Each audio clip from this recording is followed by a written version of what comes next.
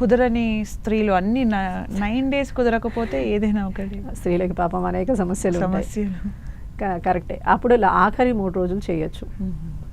ఆఖరికి మనకి ఏంటంటే సప్తమి, అష్టమి, నవమి ఈ 3 రోజులు నవరాత్రులు చేయొచ్చు. 5 రోజులు చేయొచ్చు, లేదంటే ఆఖరి రోజు చేయొచ్చు. అలా మనకి ఎప్పుడు కూడా పరిస్థితుల్ని బట్టి అవకాశాలు కూడా ఇచ్చారు.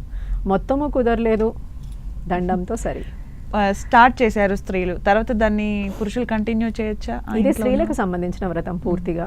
పురుషులు కూడా చేయొచ్చు. ఏంటి అని అంటే కనుక లలితా సహస్రనామ పారాయణ ఇంట్లో ఎవరింట్లో అయినా పురుషులు కనుక పారాయణం చేస్తే ఆ ఇంట్లో ఎప్పుడూ లోటు ఉండదు. స్త్రీల కన్నా చక్కగా పురుషులే చేశారనుకోండి ఇంట్లో రోజు లలితా పారాయణం, వాళ్ళ ఇంట్లో అసలు ఎప్పుడు తవ్వుకుని తీసుకోవడానికి ఏం అవసరం ఉండదు. వాళ్ళకి ఎక్కడున్నాయి, పాతాళంలో ఉన్నాయా, మనకి బియ్యం ఉందా లేదా, లేకపోతే డబ్బు ఉందా లేదా, ఇలా సమస్యలే ఉండవు అనమాట. చక్కగా వాళ్ళ ఇంట్లో ఎప్పుడు పుష్కలమైన సంపద ఉంటుందిట. లలితాదేవి ఆరాధన మగవాళ్ళు చేస్తే అమ్మవారికి చాలా ప్రీతిట. సమయం ఉంటుందా మ్యామ్ ఈ సమయంలోనే చేస్తే మంచిది అని? ఎప్పుడూ కూడా మనకి బ్రహ్మ ముహూర్తం శ్రేయస్కరం. అది ఏ తిథి అయినా కానీ, ఏ నక్షత్రమైనా, ఏ రోజైనా కానీ. చాలా మటుకు పడుకునేసరికి లేట్ అయిపోతుంది అందరికీ. కాబట్టి కనీసం సూర్యోదయాది కాలం, అరుణోదయ కాలం, పొద్దునే అది చేసినా చాలు. కాకపోతే రాక్షస పూజ 10ంటికి, 11ంటికి, 12ంటికి ఆ సమయం అయిపోయేసరికి రాక్షస పూజ అయిపోతుంది. అలా కాకుండా పొద్దున్నే వీలైనంత మటుకు పొద్దున్న దీపం పెట్టుకుని, ఒకవేళ ఆడవాడికి వంట రకరకాల పనులు ఉంటాయి కదా, ఈ పనులన్నీ చేసుకోవాలనుకున్నప్పుడు దీపం పెట్టేసుకుని ఆ పనులంతా పూర్తి చేసుకుని, అంటే మొదలు పెట్టారు మీరు మొదలు షోడశోపచారాలు ఉంటాయి. మన పేరు, సంకల్పము ఇవన్నీ చెప్పుకుని షోడశోపచారాలు చేసి అమ్మ పూర్తి చేసుకుని వచ్చి మళ్ళీ నీ దగ్గర కూర్చుంటానని చెప్పి ఆవిడ పర్మిషన్ తీసుకుని వెళ్ళి చేసుకోవడం. 9 రోజులు నేను నవరాత్రి చేస్తున్నాను అంటే ఏంటి, నేను అమ్మవారికి సరెండర్ అయ్యానని కదా అర్థం. ఇప్పుడు నాకు నేనుగా ఏదన్నా నా ఓన్గా చేసుకునే అవకాశం ఉంటుందా? నేను ఫ్రీ బర్డ్ కాదు, నేను ఆమె దగ్గర దాస్యం చేస్తున్నాను. దాస్యం చేసినప్పుడు నా యజమాని యొక్క పర్మిషన్ కావాలి కదా నాకు. అందుకని పర్మిషన్ అడిగి మీరు అప్పుడు వెళ్ళి ఆ పని పూర్తి చేసుకుని వచ్చి మళ్ళీ మొదలు పెట్టుకోవడం. ఓకే. కలశ స్థాపన, అఖండ దీపం గురించి చెప్పండి. కలశ స్థాపన వచ్చేసరికి చాలా మటుకు 9 రోజులు పెట్టుకుంటారమ్మా. ఎవరికైతే ఉంటుందో వారే పెట్టుకుంటారు. ఒకసారి ఈ నవరాత్రికి మనం కలశ స్థాపన చేసామనుకో, ప్రతి నవరాత్రికి కలశ స్థాపన చేయాలి. కొంతమంది ఏం చేశారంటే కలశ స్థాపనలో లవంగాలు, దాసిన చెక్క, లేకపోతే మిరియాలు ఇలాంటివన్నీ వేసి కొంతమంది పెడతారు. అంటే ఆరాధన విధానాల్ని బట్టి కొంతమంది వారాహి ఆరాధన, శ్యామల ఆరాధన, త్రిశక్తి ఆరాధన, ఇట్లా ఆరాధనలు బట్టి వారి యొక్క కలశంలో వేసే ద్రవ్యాలు మారుతూ ఉంటాయి. అయితే మనం ఎప్పుడూ మాట్లాడుకునేది గంగాజలం గురించే మాట్లాడుకుంటాం కలశము అనేసరికి. ఎందుకు అని అంటే కనుక ఏది విధులు ప్రకారంగా వాళ్ళు ఏమైనా అంటే వాళ్ళకి ఉపాసన తీసుకున్నప్పుడు వాళ్ళ గురువు చెప్పిన విధానాలు వేరే ఉంటే అది మనం చెప్పలేము. అందుకని అవి తీసుకున్నప్పుడు అది వేరు.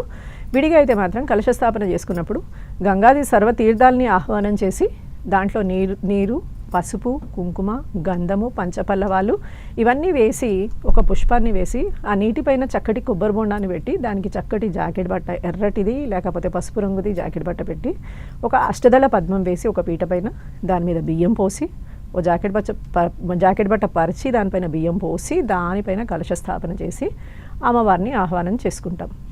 లేదు మాకు కలశ స్థాపనే లేదు అంటే మనం మామూలుగా పీట వేసుకుని చక్కగా ఈ పీట మీద అష్టదళ పద్మం ఇది అన్నిటికీ కామనే.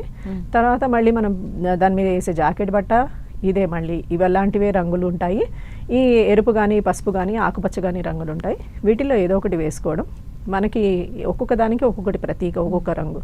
మనకి ఏది కావాలో, జీవితం అంతా పచ్చదనం కావాలనుకునేవారు పచ్చది వేసుకోవడం, సౌభాగ్యంతో నిండి ఉండాలనేవారు పసుపు రంగు వేసుకోవడం, సంపదలు అన్నీ సుఖంగా సాగాలి అనుకునేవారు ఎరుపు రంగు వేసుకోవడం.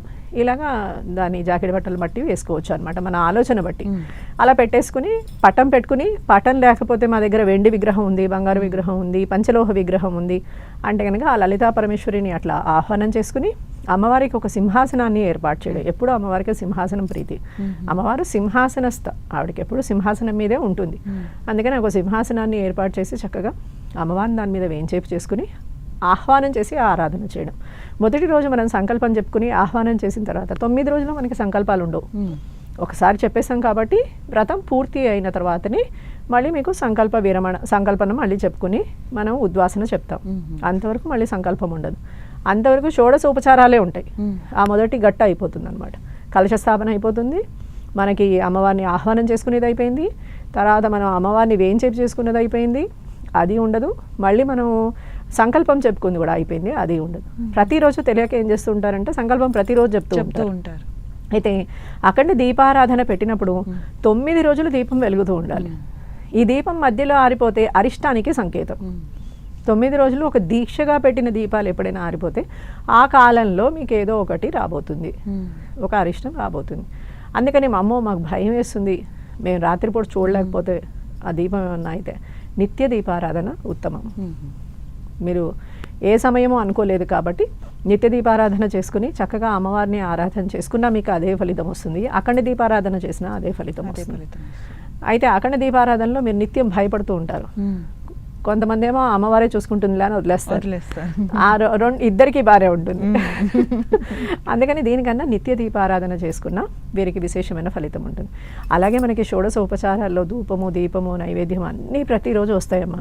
మిగతావన్నీ ప్రతిరోజు వస్తాయి. కానీ దీపారాధన మాత్రం ఆలోచించే పెట్టండి. అఖండ దీపారాధన మాత్రం అఖండ దీపారాధన వచ్చేసరికి మట్టి పాత్రలు శ్రేష్టం. ఎప్పుడు ఈ మట్టి పాత్రలను తీసుకెళ్ళి తర్వాత నీళ్ళలో వదిలేయడం ఎక్కడైనా. లేకపోతే దీంట్లో కొంత మట్టి వేసి నవధాన్యాలని పెంచాలి. పెంచిన తర్వాత కొంత చెట్టు వస్తుంది కదా, మీ పూజ ఎలా అయ్యిందో తెలియజేస్తుంది. కొంతమంది ఏం చేస్తారంటే కలశ స్థాపన కన్నా ముందు 9 పాత్రల్ని పెట్టి నవధాన్యాలు వేసి దాంట్లో పెంచి ఈ పూజ 9 రోజులు వాటిని కూడా పెంచుతారు. ఇది కూడా ఒక విధానం ఉంటుంది. అయితే ఇదంతా బ్రాహ్మణ్ణి పిలిచి ఆవాహన చేసుకుని ఇవన్నీ చేసుకోవాలి. ఎందుకనంటే సృష్టి మొత్తము ఆహార ధాన్యాలకు ఎప్పుడు లోటు ఉండకుండా ఉండాలి, మాకు కూడా ఎప్పుడు లోటు ఉండకుండా ఉండాలి అని చెప్పి ఆ నియమం పెట్టుకొని చేస్తారు. మనం మన కళ్యాణమే ఎక్కువ ఆలోచిస్తాం కాబట్టి కొన్ని వదిలేస్తాం మనం పక్కవి. అందుకని అలా ఏవేవైతే మనం చేయగలమో, మనకి అది వెసులుబాటు కూడా ఉండాలి కదా, మా పెద్ద రూమ్ ఉండాలి. అలా వెసులుబాటు ఉంటేనేమో సరే అక్కడే పడుకోవడం, ఎవరిని పడితే వాళ్ళని ముట్టుకోకపోవడం, బయటికి వెళ్ళినా మీరు ఎక్కడికి వెళ్ళినా మళ్ళీ ఇంటికి రాగానే స్నానం చేయడం. అంటే ఎవరైనా అంటూ ముంటూ ఎలా ఉన్నారో తెలియదు కదా, అలాంటప్పుడు మీరు మళ్ళీ మడిగా వచ్చి కూర్చొని పూజ చేసుకోవాలి. పొద్దున సాయంత్రం లలితాదేవి యొక్క సహస్రనామ పారాయణం చేయడం. ఇలా చేసి కనుక ఎవరైనా ముత్తైదు ఇంటికి వస్తే పొరపాటున ఆవిడే లలితాదేవిగా భావించి బొట్టు పెట్టి ఏదో ఒక తాంబూలం ఇవ్వడం, ఫలమో పండో ఏదో ఒకటి మీ చేతిలో ఉన్నది ఇచ్చేసేయడం. అలా చేయడం అనేది చాలా విశేషమైన ఆరాధన. వసంత